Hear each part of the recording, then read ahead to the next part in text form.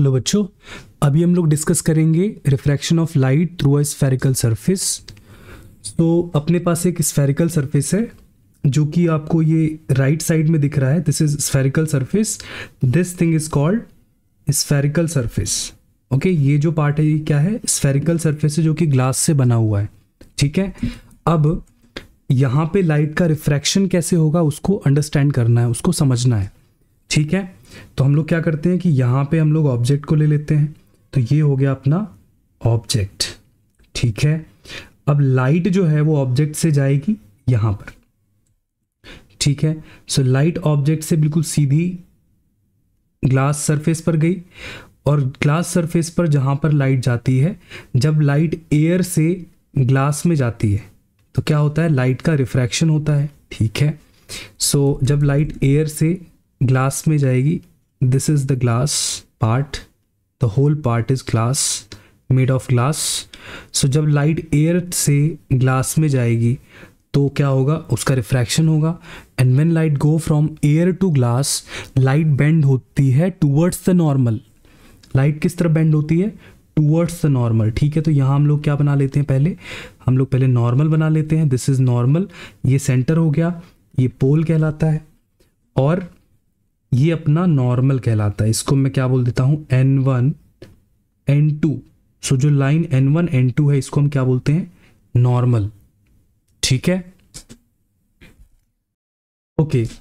तो जब light air से ग्लास में जाएगी, सो लाइट किस तरफ मुड़ेगी? नॉर्मल की तरफ। ठीक है, सो लाइट नॉर्मल की तरफ कैसे मुड़ेगी? देखिए, लाइट कैसी जा रही थी?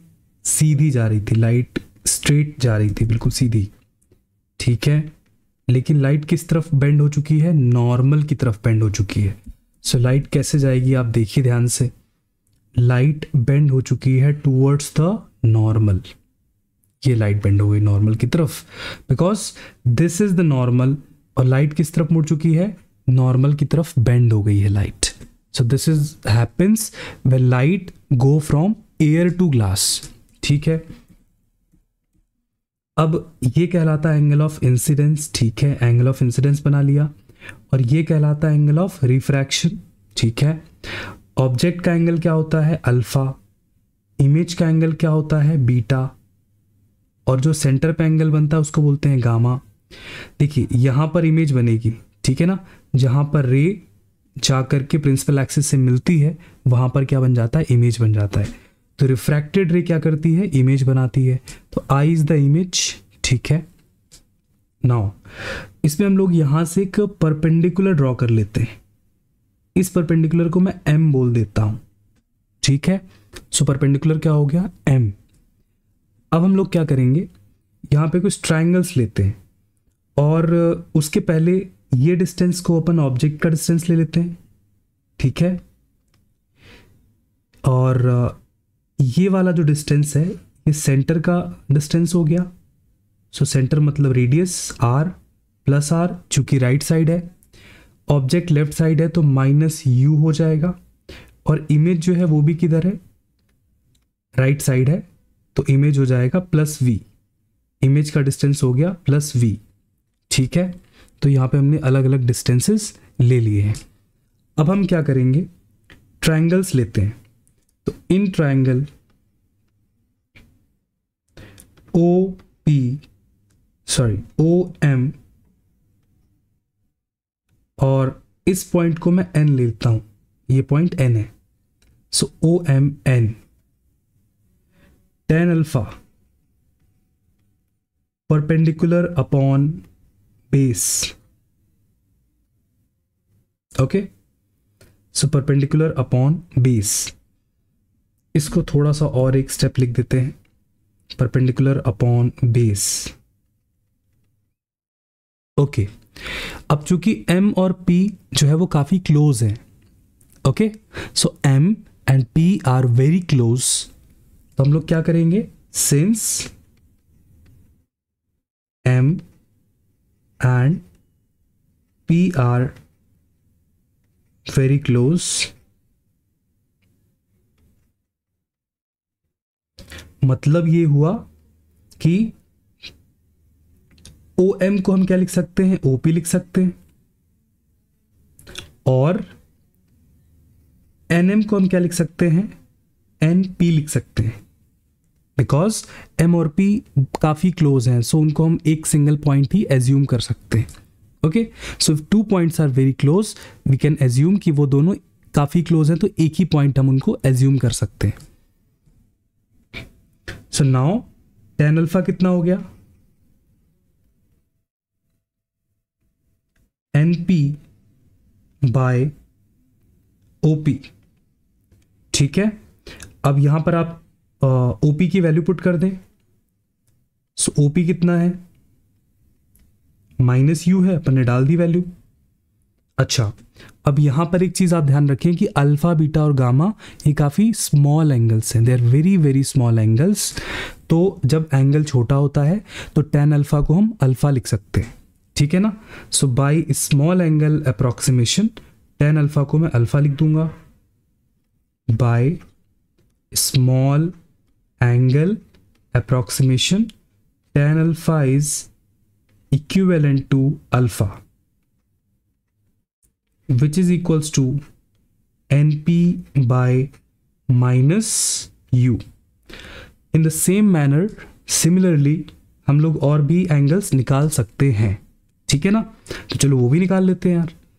सिमिलरली हम बीटा भी निकाल सकते हैं. सो बीटा कितना हो जाएगा, परपेंडिकुलर अपॉन बेस. सिमिलरली हम गामा भी निकाल सकते हैं, परपेंडिकुलर अपॉन बेस. ठीक है, तो ये हमने दोनों एंगल्स निकाल लिए, बीटा एंड गामा. अच्छा, अब हम लोग क्या करेंगे, यहाँ पे एक्सटीरियर एंगल प्रॉपर्टी हम इसमें लगाते हैं. ठीक है ना, चलिए तो हम लोग इसमें एक्सटीरियर एंगल प्रॉपर्टी लगा के इसको आगे सॉल्व करते हैं. ठीक है, ये आ चुका है अपना.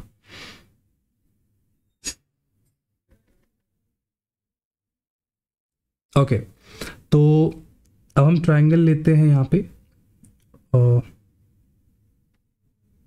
ठीक है, so in triangle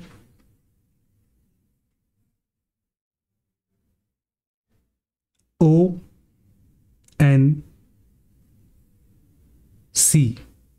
ONC triangle को ध्यान से देखें. ONC by exterior angle property, by exterior angle property हम क्या लिख सकते हैं,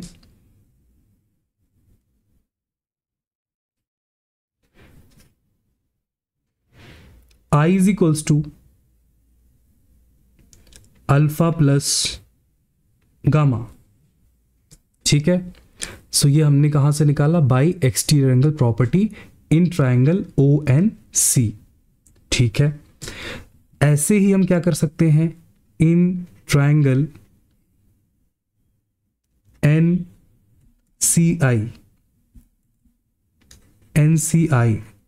बाय एक्सटीरियर एंगल प्रॉपर्टी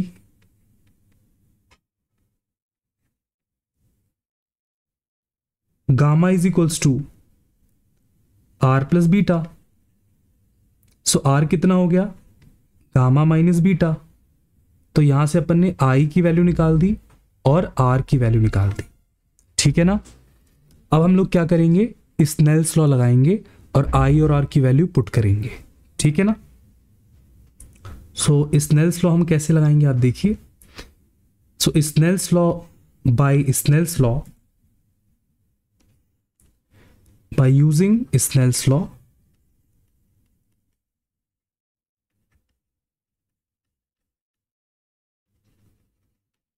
ठीक है.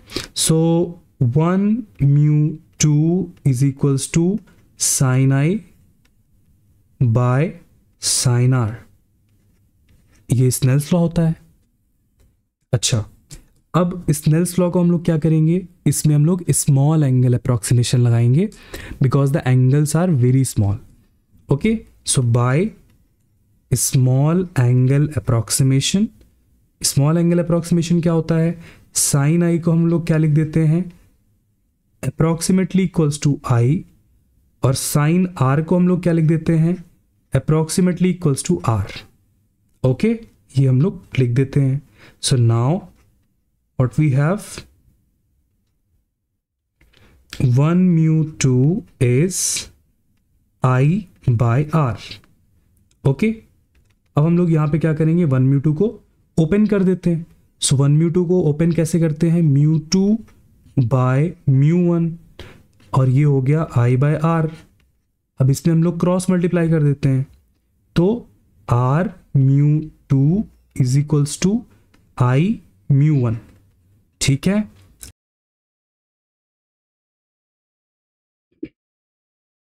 अब हम लोग क्या करेंगे, I और R की वैल्यूज यहाँ पे पुट करेंगे. ठीक है, so putting I and R, putting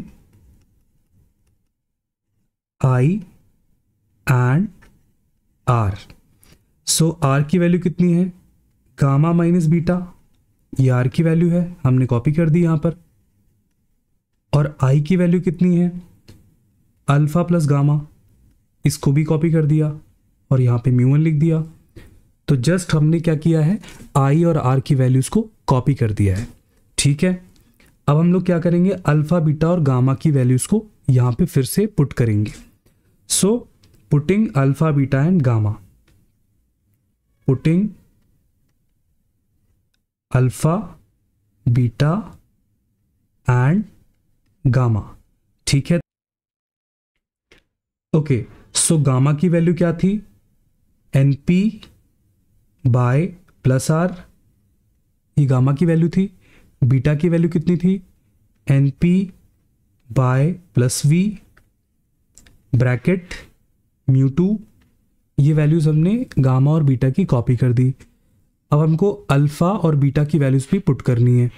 तो अल्फा की वैल्यू कितनी थी, NP by minus U plus gamma की वैल्यू कितनी है, NP by plus R. Just values को कॉपी करना है. ठीक है ना, और वो वैल्यूज हमने पहले ही कैलकुलेट कर ली हैं. ठीक है ना, अल्फा बीटा गामा की वैल्यू हमने प्रीवियसली कैलकुलेट कर ली हैं, तो वो वैल्यूज हमने कॉपी कर दी और यहाँ पे क्या लिख दिया, mu1. ठीक है ना, इसी को सॉल्व करके आंसर मिल जाएगा. तो NP इज कॉमन, तो NP को कॉमन ले लो, तो ये कितना हो गया, 1 by R minus 1 by V, और यहाँ से भी NP जो है वो कॉमन आ रहा है, तो यहाँ से भी NP कॉमन ले लो, तो क्या मिल जाएगा, 1 by minus U plus 1 by R, और ये क्या हो गया, mu1.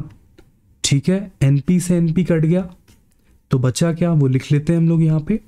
सो mu2 को अंदर मल्टीप्लाई कर दो, तो ये हो जाएगा mu2 by R minus mu2 by V, और इधर हमने क्या किया, mu1 से मल्टीप्लाई कर दिया. So mu1 by minus U plus mu1 by R. ठीक है, अब हम लोग क्या करेंगे कि mu2 को इधर ट्रांसफ़र कर लेंगे और mu1 को इधर ट्रांसफ़र कर लेंगे, तो mu2 बाय R. ठीक है ना, mu1 बाय R को हम LHS में ट्रांसफ़र करेंगे.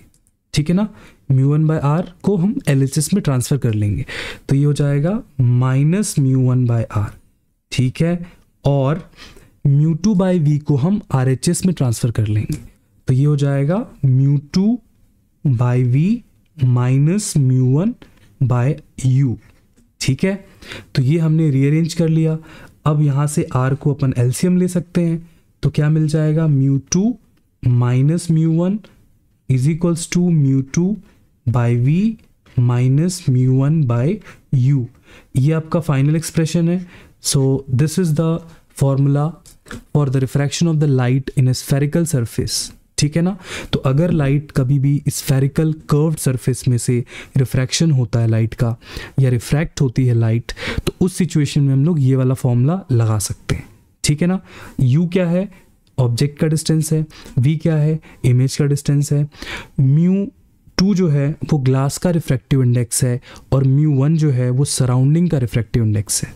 ठीक है, और R क्या है, radius of the circular arc, या जो सर्कुलर कर्व है या जो सर्कुलर आर्क है उसका रेडियस क्या होता है, R होता है. ठीक है ना, सो इस तरीके से हम लोगों ने क्या निकाल दिया, फॉर्मूला जब लाइट रिफ्रैक्ट होती है इन अ स्फेरिकल सरफेस। ठीक है, तो ये इंपॉर्टेंट है।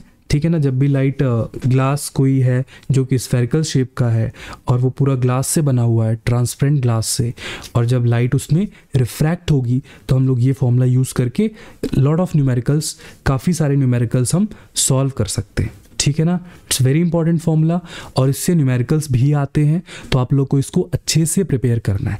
ठीक है ना।